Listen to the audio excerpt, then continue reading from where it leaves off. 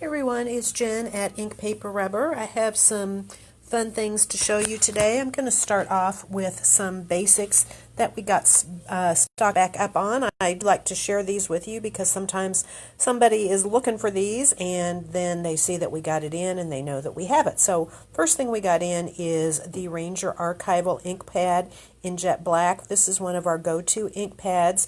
It is waterproof, so it is a great pad anytime you are doing any kind of water-based techniques and you don't want your stamping or your ink to bleed. That is a great ink to use. On the other hand, if you do want your ink to bleed, and you may ask why you would want that, and I will show you in a minute, Distress ink is perfect for that, and we got the Distress ink pad in black soot back in, and here is an example of a case where you might actually want your ink to bleed. This is a stamp from Penny Black, and we inked it up with the black soot ink pad, and then we spritzed the stamp with water, and then we stamped it on our panel. This happens to be a panel of mixed media paper. You could also use a watercolor panel, and you can see what a great kind of misty look you get. It varies depending on how much water you spritz your stamp with. We then came in with a water brush and pulled some of that color right down from those buildings to create the ground. So sometimes you don't want your water to bleed, and sometimes you do. Hi ladies, how are you today? Next thing we got in is we got back in a couple of Distress Ink Reinkers. Two of my favorite colors, Peacock Feathers and Mermaid Lagoon. And these are the colors that we used on this make and take from a week before last, where we did that fun shaving cream background. And so those are great colors for Under the Sea. We used our reinkers completely up that day, so we had to get some more in, and I thought some of you might be interested as well. Distress inks also are great to watercolor with, so the reinkers especially are very concentrated, so if you like to do any kind of watercolor techniques, the Distress inks are great for that. Also got in a couple of Dina Wakley media products, got some more of her gel medium in. I love her soft gel medium. I just love the texture of it. It's not too soft, but it's not really stiff, and I think it works really well. So we did get some jars of that back in. We also got in the tube of her Gilt paint. This is her heavy body paint, and we used this in our hot glue class where we did the tree with the hot glue, and this was a very important component of that. It was the underpainting after we did the hot glue. So have an extra one of those if anyone is interested. Also got in a couple of new things.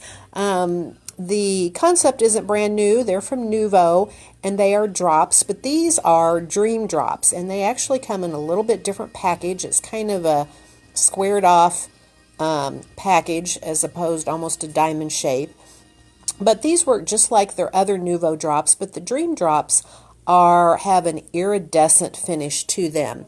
And right now I have two colors. I have Cloud, and I think you can see a little bit of that iridescent right there already in the packaging.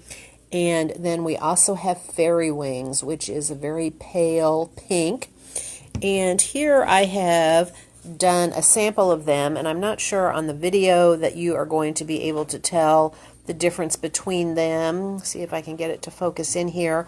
On the left, I think you can there. On the left is the white cloud, and on the right is the Fairy Wings. I just did these on black cardstock, and these are great for making little pearl-like embellishments with. And these really are, it's hard here because every time I move I go out of focus, but I will have these here. They really have a beautiful iridescent finish, and they do pick up a lot of different colors when you look at them in the light. So those are a lot of fun. All right, next up we have a restock on some items. First up is the Cutout Blossoms from Tim Holtz. You get 3 different dies, and this is what I refer to as a negative die, meaning that you use the pieces that are the negative panel that's left rather than the actual cut out pieces. You can see there's so many tiny pieces. That would be next to impossible. And I did this in our Spotlight items a couple of weeks ago. Here was a sample where I just did a really simple watercolored background panel. It wasn't very pretty when I made it, but then I cut this out of this oval, one of the flowers, and layered it over it, and you can see how pretty it is. Here is another take on it. I did some distress oxide background. I did a very light pale background. I didn't want to do the whole thing. And then I cut out a couple of the flowers from that and just layered it on a white panel. You could also layer it on a colored panel. I showed a sample in the newsletter where I laid it over black and it was very striking. But this one just had a little bit more of a springy feel, so that's why I went with layering it over white. I also got back in the Tim Holtz Critters side order that has these cute little animals on it. It has the rabbit and the pig and the little lamb and the little ducky, and these are so cute when they're made up. You get multiple pieces so that you can really layer them up and really get a lot of really great dimension. All I did, I just cut them out of some different colors of cardstock and did a little bit of inking around the edges to give some definition, and you can see how cute those are. All right, last thing to show you are some new stencils. Excited about these. First up is a new Crafters Workshop stencil called Butterfly Reflection. This is the 6 by 6 inch, and I actually have a fun technique that I want to try with this, with some color bursts and some molding paste, so watch for that coming up. And then I got some stencils from a new to me company called Dress My Craft. They have a lot of different products, not just stencils, but I absolutely love these stencils. These are A4 size stencils, so they are large. A4 is approximately the same size as an 8.5 by 11 sheet of paper. It's a little bit narrower and a little bit taller than 8.5 by 11, but pretty close, just so you can get an idea. This one is the Sunray stencil, and I love how it's all grungy looking. I think this one is so much fun. We also have the Swirl stencil, and again, these are all A4 size. And this one is kind of a real grungy with some swirls and flourishes on here. And this one is called Oval Shading, and you can see it is all these little ovals, but they are different sizes and the spacing on them is different, so you'll get a really cool effect. You can kind of see there the effect that you will get when you use that stencil. I think that one's lots of fun.